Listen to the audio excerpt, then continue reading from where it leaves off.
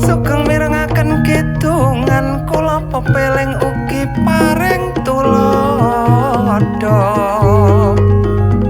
mlebu mangsa randeng awan temata mandunge peteng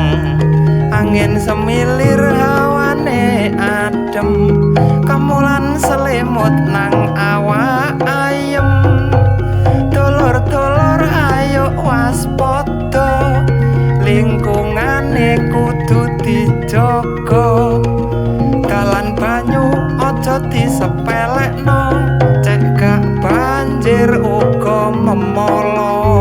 mulaine teko sing cilik lingkungan omah diatur sing cerdik sampah dikelola sithik-sithik wit-witan ditandur ditata sing apik nek wis ngono ayo sing sadar alas lan duwe gak iso ditukar ayo dibrantas pembalakan liar supaya ekosistem gak dadi ambyar lingkungan ayo disiapkan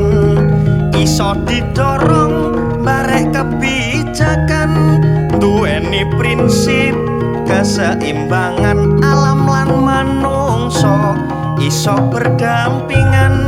ayo hentikan deforestasi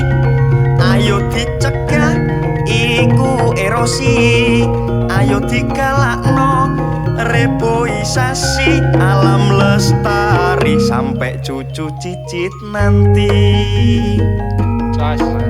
cekap semanten miatur kita nek boten tepak nedhi sepuro